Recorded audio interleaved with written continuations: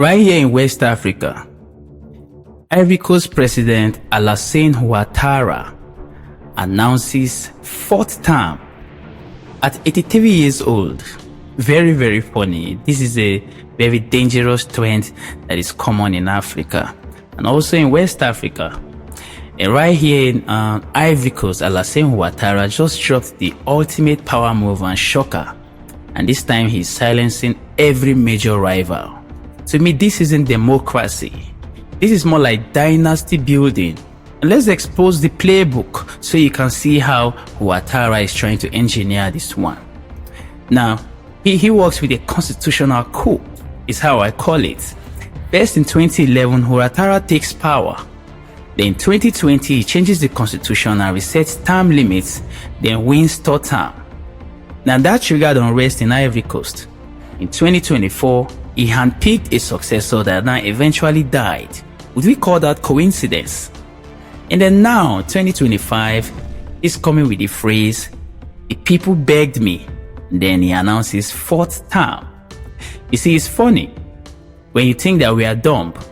When you come with that phrase and you say, "Fellow citizens called me." But who calls an 83-year-old man to run a nation for 19 years? Think about it. This is nothing but mere power addiction that is wrapped in fake patriotism. He writes very bold, and he writes the rules twice, and then thinks that we are dumb enough to buy it. Now here's how he does. He silences competition. Remember Laurent Gbagbo, which is the ex-president of Ivory Coast. Next thing we had, he was criminally convicted. That sounds convenient, right? Then we had Guglielmo Soro, ex-prime minister. The same thing, criminally convicted. Then we had Tijani Tian, top opponent and rival. And then the next thing we had, hey, you are French, even after Tiame had renounced citizenship. Do you notice the pattern? Anyone who could beat Alassane Ouattara somehow gets bad. Courts, independent, all of them magically always on his side, on the side of power. But now the opposition is scrambling just to get the leaders on ballots. How?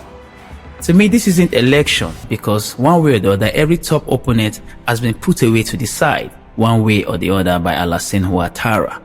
To me, this is not election, it's more like coronation. And this has been one of Africa's dangerous trend. Ouattara, to me, is copying a deadly playbook. And here's how the playbook works. Change term limits, which now makes you legally stay forever. Jail or exile rivals, so that you don't have any viable opponents.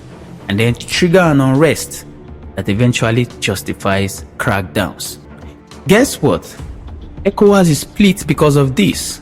We need to understand that coups happen when people see that elected leaders are now acting like kings.